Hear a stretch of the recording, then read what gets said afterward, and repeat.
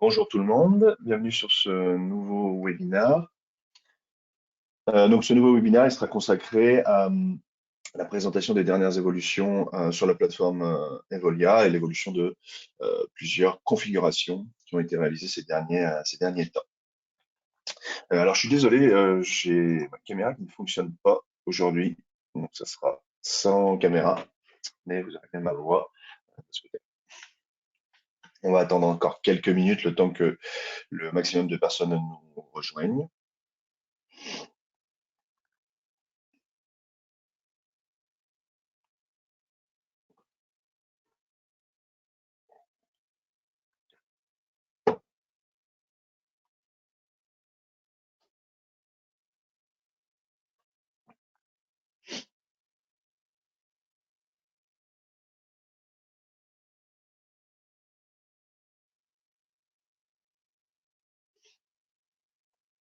Bonjour à tous les nouveaux arrivants.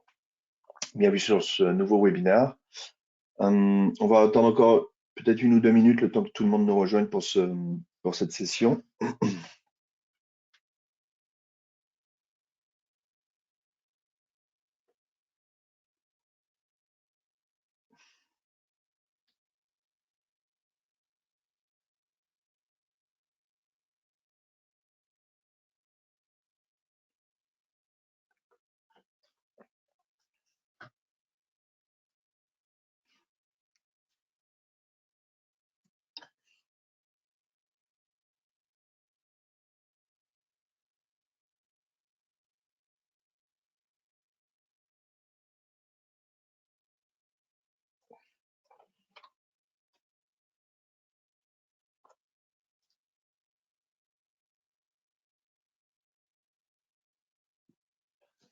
Ok, donc je pense qu'on va pouvoir commencer. Bonjour aux derniers arrivants, bienvenue sur ce webinaire. Donc comme je le disais, ce webinaire, l'objectif, ça va être d'aborder les évolutions qui ont eu lieu sur la plateforme Evolia et les nouvelles configurations qui ont été réalisées. Donc dans un premier temps, je vais aborder notre Talent Marketplace avec toutes les nouveautés qui ont été réalisées sur cette fonctionnalité-là. Donc, ça va être les candidatures spontanées et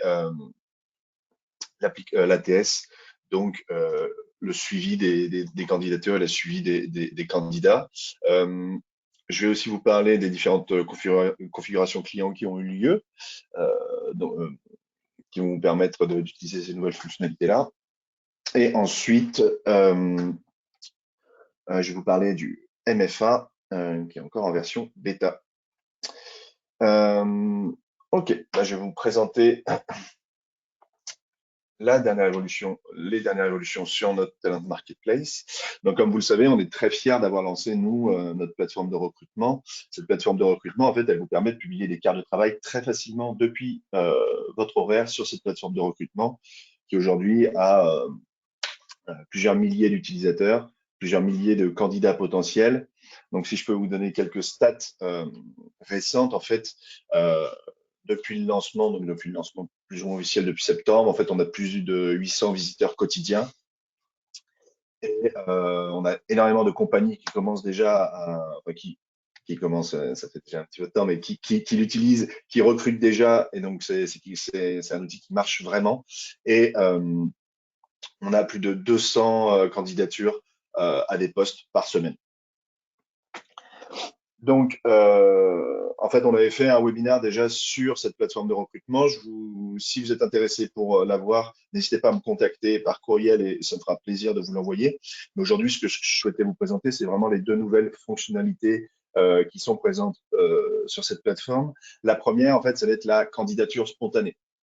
En fait, maintenant, les entreprises vont pouvoir choisir si elles souhaitent recevoir des candidatures spontanées ou non sur cette plateforme de recrutement. Donc, en fait, la candidature spontanée, ça va vraiment élargir votre bassin de recrutement de manière exponentielle. En fait, ça va attirer des profils diversifiés, des talents qui auraient pu, que vous n'auriez pu pas connaître, mais en fait, grâce à cette candidature spontanée, ils vont pouvoir postuler directement sur votre compagnie.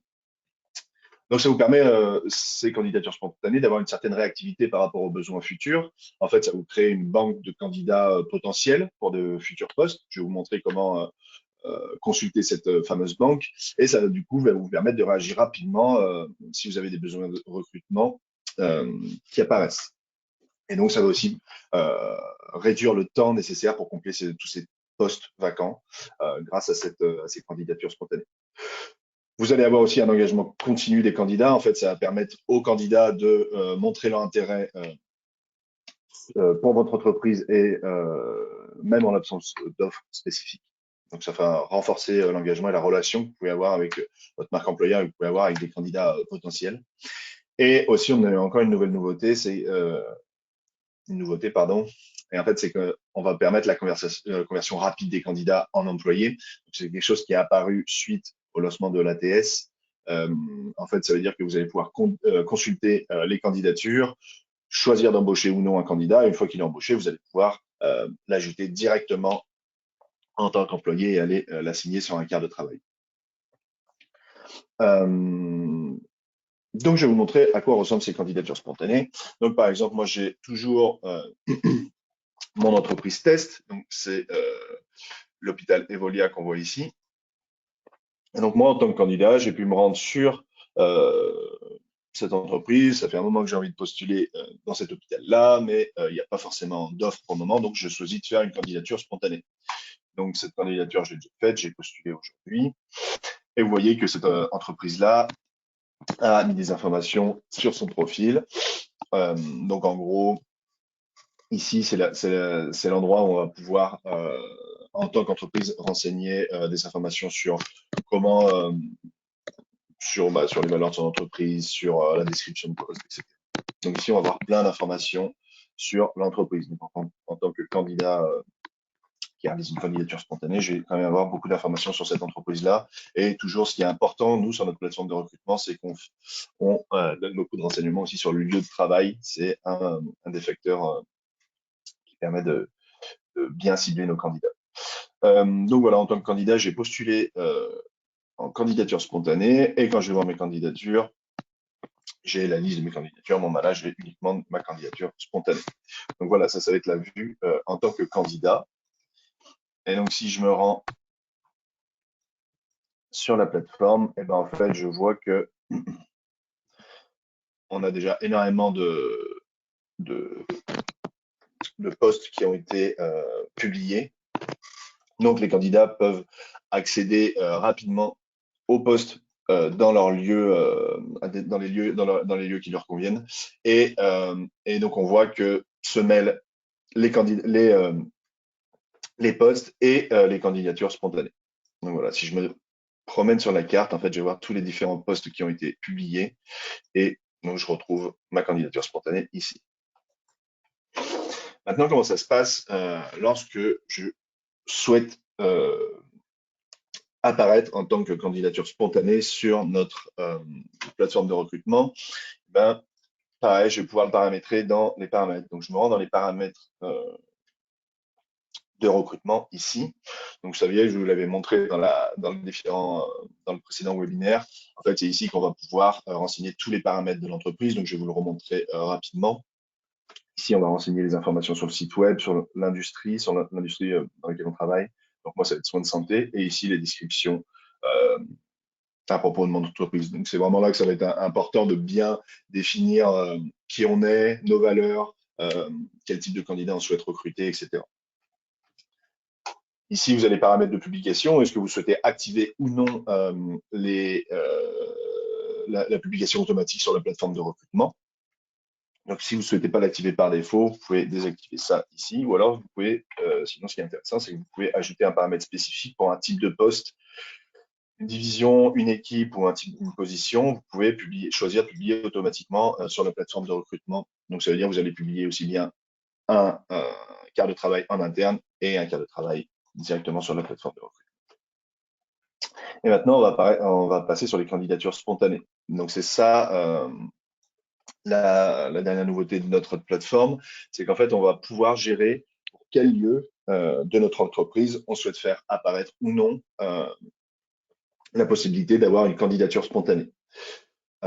si j'ai un seul lieu pour mon entreprise, je vais avoir un seul lieu, mais ici, vous voyez que mon entreprise elle a plusieurs lieux de travail, donc c'est une entreprise test, hein, c'est pas vraiment représentatif, mais elle a plusieurs lieux de travail, et ici, je peux choisir si je souhaite faire apparaître ou non euh, ma candidature, enfin, mon entreprise pour des candidatures spontanées.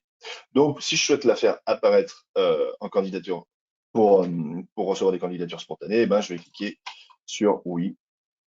Et si je souhaite la faire disparaître, j'ai cliqué sur non. Ce qu'on a développé aussi, c'est la possibilité de venir modifier directement son lieu. Donc, modifier son lieu, en fait, c'est ce qu'on va retrouver ici. Tout ça, c'est des lieux avec des logos spécifiques pour les lieux. Donc, c'est des lieux de travail. Donc, je vais pouvoir modifier le nom de mon lieu de travail. Je vais pouvoir modifier son emplacement, euh, les associations d'équipe et les associations de membres. À savoir que cette modification de lieu, c'est la même que si vous alliez dans la structure organisationnelle et que vous alliez modifier un lieu. Ça va être la même chose. Donc ici, vous pouvez soit le modifier directement dans les lieux, ou alors, si vous êtes en train de faire vos recrutements, je vous conseille de venir modifier et ajuster vos lieux directement ici, donc en utilisant le petit crayon.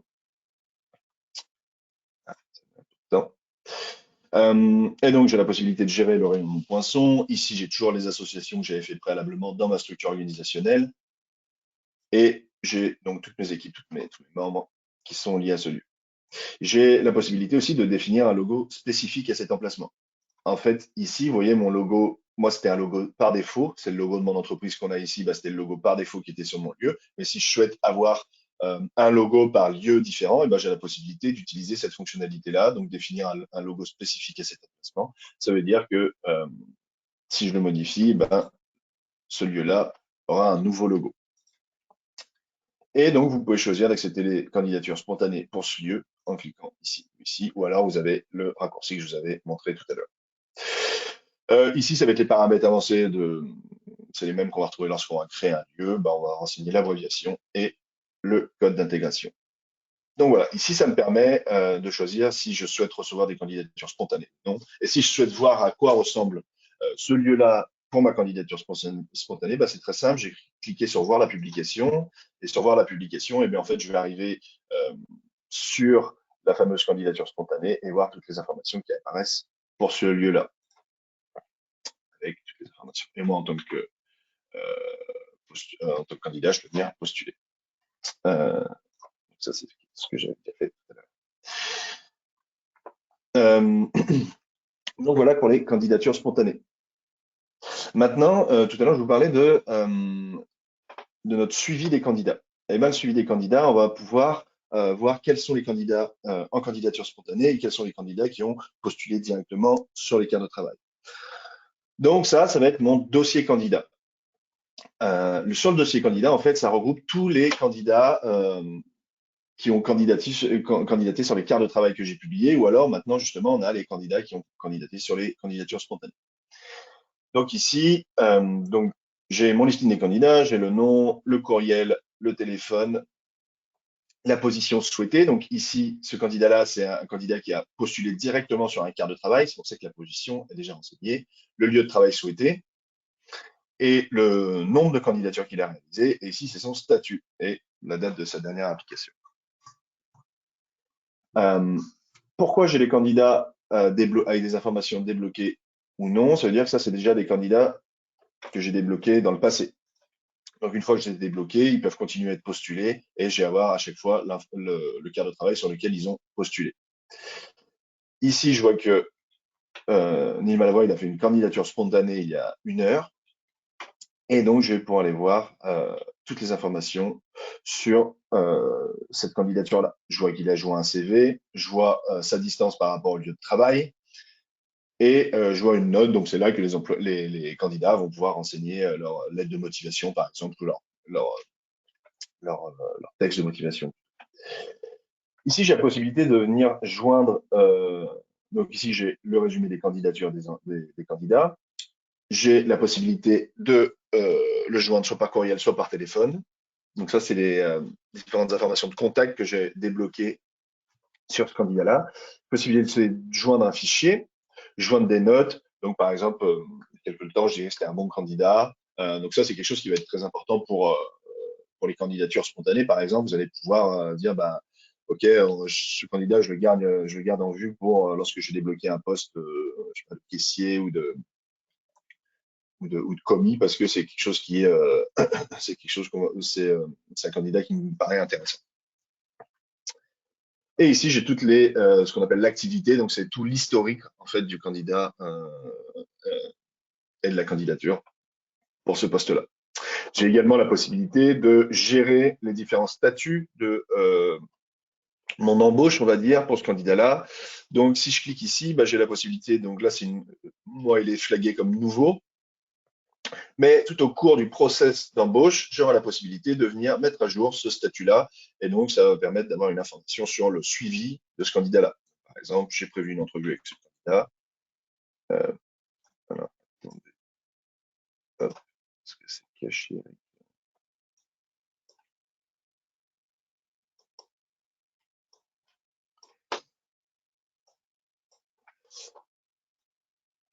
Donc, je reviens là, j'ai la possibilité de suivre les statuts de mon candidat. Donc, si on a fait une entrevue, si on a fait une offre, etc. À savoir que ces statuts-là, ils vont être personnalisables dans quelques temps. Donc, vous pourrez mettre les statuts propres à votre processus d'embauche. Ici, j'ai la possibilité de voir le profil de l'employé. Moi, c'est déjà un candidat que j'ai vu dans le passé, donc c'est pas, je vais pas avoir besoin de le créer. Donc, si je clique sur voir le profil de l'employé, en fait, ce candidat-là, il avait déjà été créé et il avait déjà été associé à des équipes déposition pour un poste de caissier dans le passé.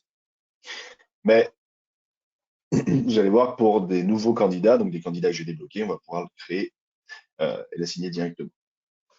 Donc, par exemple, j'ai mon dernier candidat ici qui a postulé sur un poste de candidature spontanée.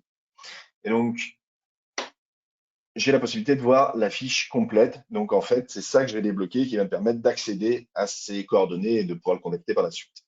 Si je clique sur voir la fiche complète, à savoir qu'en fait, comme je vous disais tout à l'heure, la plateforme de recrutement, en fait, elle est gratuite pour encore plusieurs semaines. Donc, je vous recommande d'en profiter. Dès que vous avez des cas ou des besoins de recrutement, postulez, créez des offres sur la plateforme de recrutement. C'est gratuit pour le moment, profitez-en. Vous avez vraiment tout à y gagner à le faire.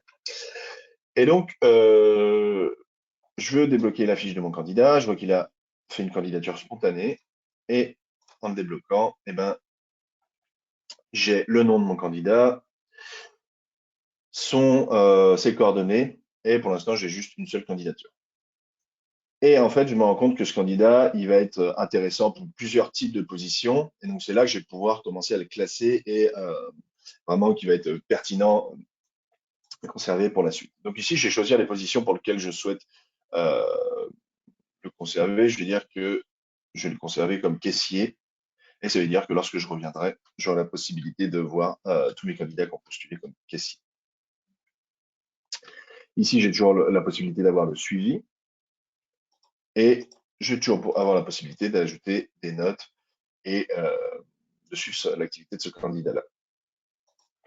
Comment je sais les candidats qui sont en candidature spontanée et les candidats qui ont qui ont postulé directement sur des quarts de travail?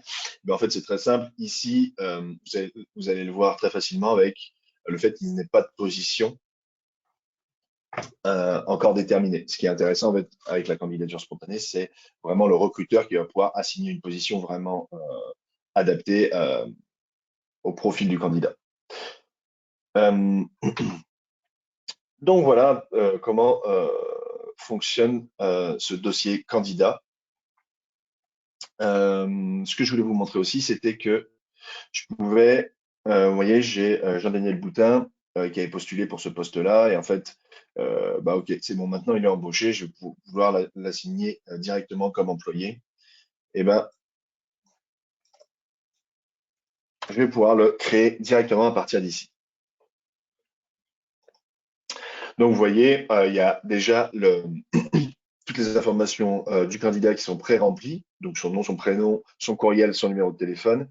Et ensuite, j'ai la possibilité de venir l'associer à des équipes, des positions ou des lieux. Donc nous, Jean-Daniel, il avait postulé pour un poste d'assistant anesthésie et je vais pouvoir l'ajouter à l'équipe. Et ensuite, vous pouvez choisir de lui envoyer directement une invitation pour qu'il rejoigne la plateforme. Ici, vous avez plus d'informations si vous souhaitez renseigner des informations qui apparaîtront dans le dossier de l'employé. Donc voilà, je ne vais pas le créer pour le moment, mais on a cette possibilité-là. N'hésitez pas à me poser vos questions si vous avez des questions. Si vous avez des questions, je me ferai un plaisir d'y répondre. Ok, donc maintenant, donc voilà pour l'ATS.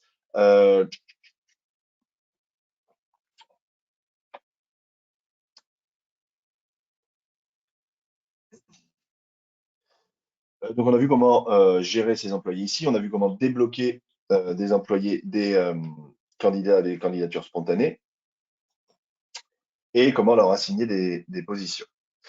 À savoir aussi qu'on a fait un gros travail sur le référencement. Notre plateforme de recrutement, en fait, maintenant, elle apparaît lorsqu'on fait une recherche sur Google, une recherche sur d'un emploi sur Google. Donc ça, c'est vraiment hyper intéressant pour votre entreprise parce que vous allez remonter dans les recherches des candidats. Et donc, c'est les offres d'emploi qui vont être directement publiées, indexées dans l'outil Google et dans les autres moteurs de recherche. Donc, ça va augmenter vraiment votre visibilité pour l'écart que vous allez publier et pour les candidats. Et donc voilà, donc ici, voilà, c'était pour mon test, parce que nous, on a publié un cas de travail chez Evolia. Mais en fait, vous voyez que ce cas de travail, il est bien remonté dans la section emploi de Google. Et j'ai toutes les informations sur ce cas de travail ici. Donc ça, c'est les mêmes informations qui apparaissent sur la plateforme de recrutement et je peux les postuler directement sur l'offre d'emploi de Evolia.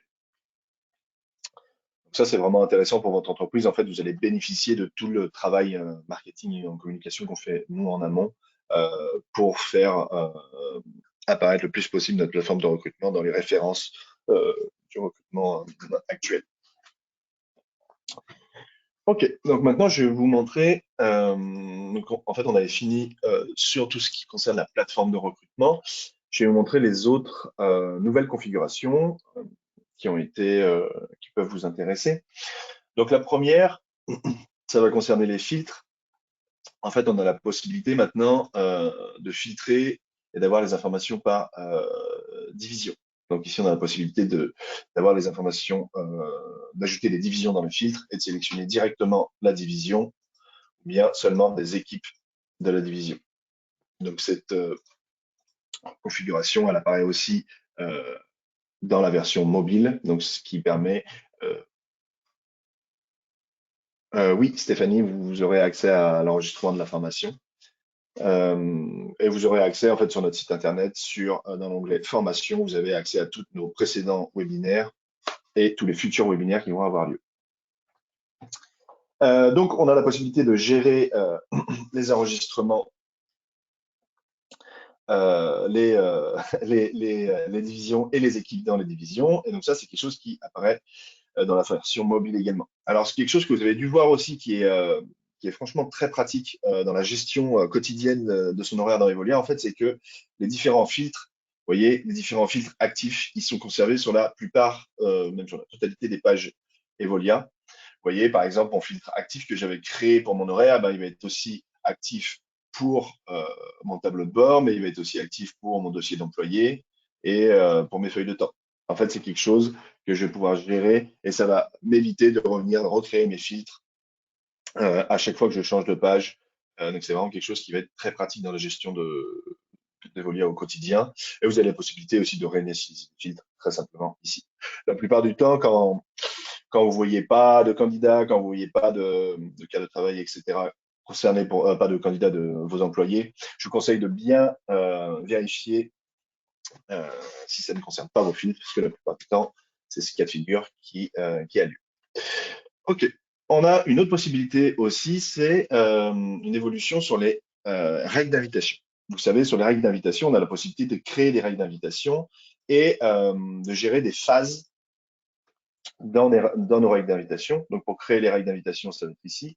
Je vous rappelle que les règles d'invitation, ça concerne surtout les quarts ouverts ou les remplacements de quarts. Et donc, si je veux créer mes règles d'invitation, je viens ici et je vais pouvoir ajouter une règle d'invitation. Moi, j'ai créé une règle d'invitation infirmière ici. Et vous voyez que ici, j'ai deux phases dans ma règle d'invitation. Je passe vite sur les règles d'invitation, mais parce qu'on aura un webinaire en janvier qui va concerner les règles d'invitation où je vais revenir beaucoup plus en détail sur toutes les possibilités possibles toutes les possibilités dans la fonctionnalité des règles d'invitation. Donc, vous voyez que là, j'ai deux phases dans ma règle d'invitation. Et dans ma première phase, j'ai un délai alloué de 1 heure. Et dans ma deuxième phase, j'ai un délai alloué de 1 heure également. Ce qui veut dire, dans la phase 1, j'ai invité ici cette équipe, cette position et ce lieu. Et dans ma phase 2, je vais élargir ma phase d'invitation à toutes les équipes, toutes les positions, tous les lieux. Très bien. Et donc, quand je vais créer mon quart de travail ouvert, donc par exemple, j'ai un quart de travail à combler samedi, je vais créer mon quart de travail, donc 9h-17h. Je vais mettre chirurgie. C'est un quart de travail pour des infirmières en chirurgie. Et je vais choisir mon lieu. Et en fait, c'est ici que je vais choisir quelle règle d'invitation je souhaite appliquer. Donc moi, je vais choisir ma règle infirmerie. Et donc, je vais publier mon quart de travail pour ce quart de travail. Pour ce quart. Ici, on voit que j'ai mon quart de travail qui a été publié. Donc là, ça veut dire que j'ai ma première phase d'invitation qui est en cours.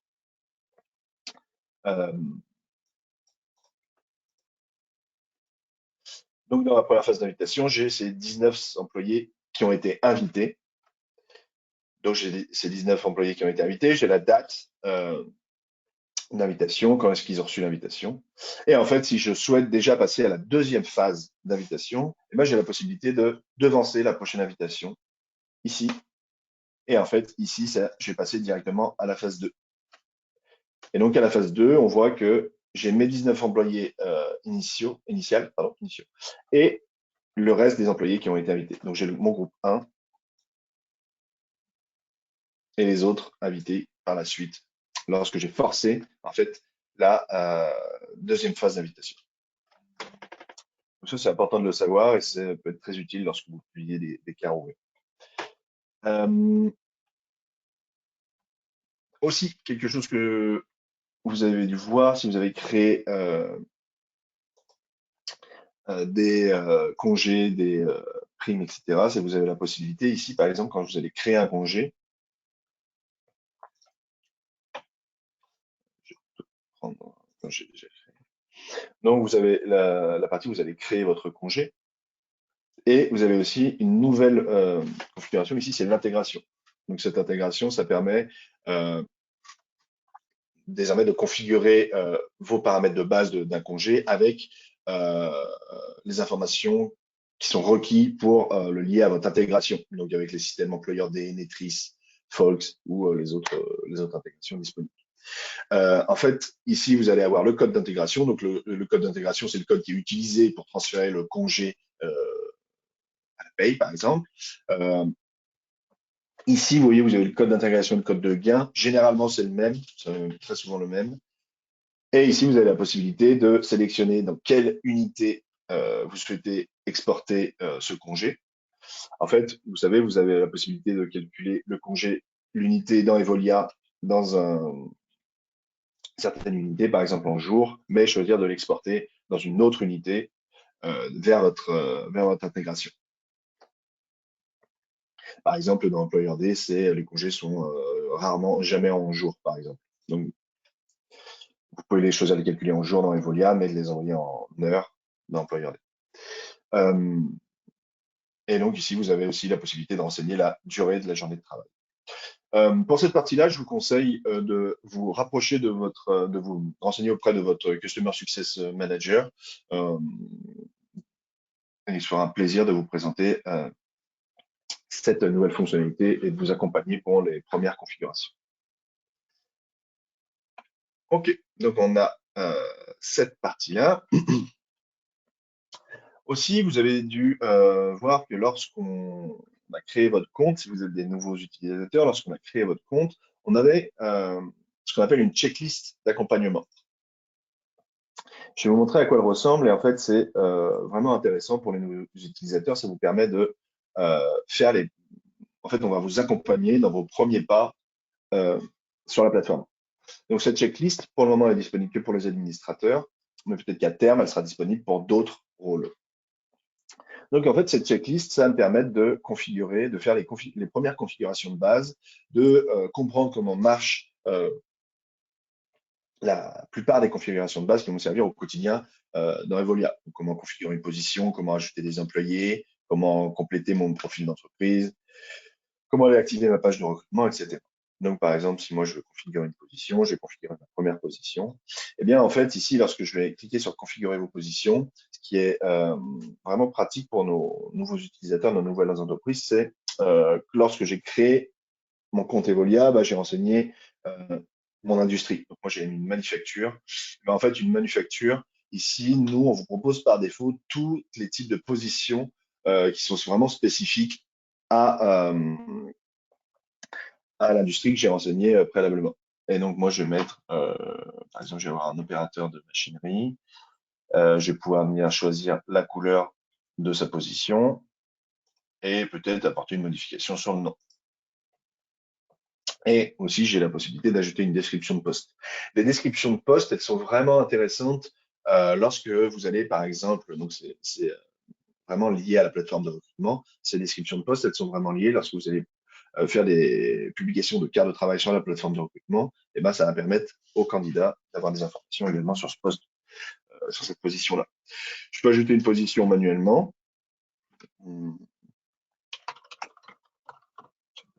Ou continuer à ajouter avec ces éléments-là et toujours pouvoir venir modifier.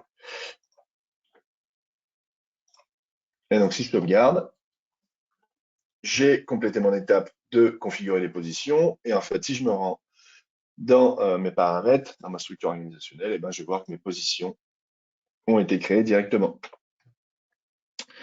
Et donc, tout ça, c'est ce qui va vous permettre de mieux comprendre l'application. Ça va vous forcer un petit peu à vous promener dans l'application et à renseigner étape par étape ces informations-là. Une fois que vous avez tout renseigné, cette petite checklist d'accompagnement disparaîtra. Et donc, elle apparaît ici, de cette manière-là.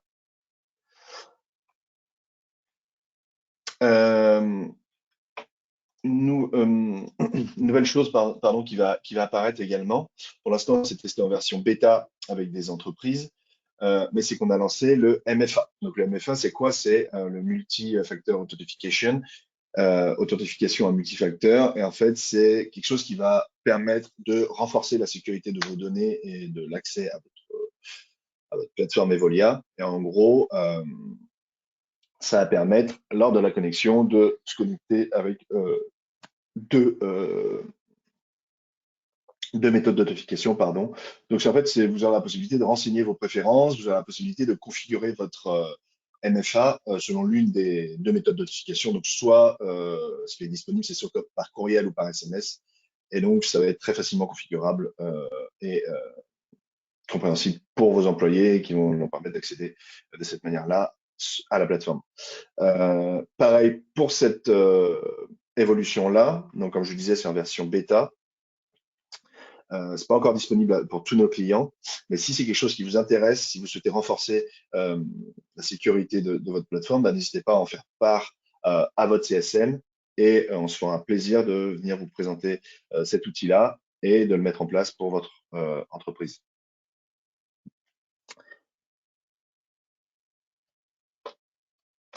Et donc, on a fait le tour des dernières grandes évolutions, les dernières grandes configurations présentes sur la plateforme. Est-ce que vous avez des questions? Est-ce que vous souhaitez que je revienne sur certaines parties? Est-ce que tout était bien clair? N'hésitez pas à me poser vos questions.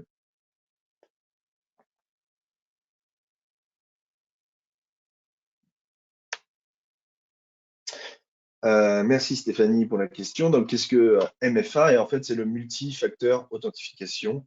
Authentification au multifacteur, c'est par exemple lorsqu'on va se connecter sur un site ou sur une plateforme spécialisée, En fait, on va rentrer nos identifiants de connexion, mais on va nous demander un deuxième moyen de vérification que c'est bien la personne qui se connecte. Et donc, ce deuxième moyen, ça peut être soit par courriel, soit par SMS, soit par des applis spécialisées et qui permet de sécuriser vraiment l'accès à votre plateforme.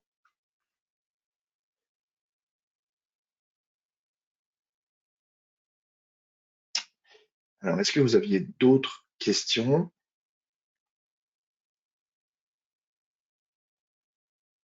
Euh, alors, comment choisir si on souhaite faire apparaître notre entreprise euh, avec des candidatures spontanées ou non? Bah, écoutez, je vais vous montrer ça.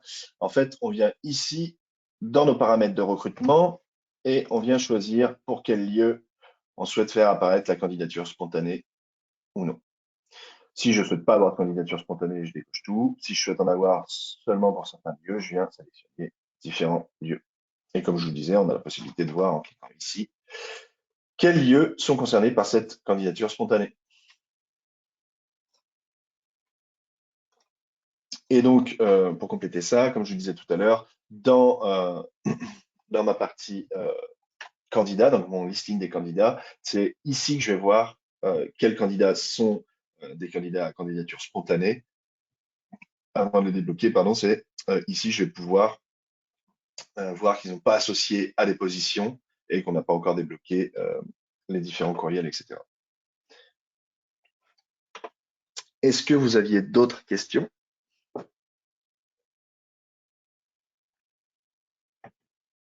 Non, très bien.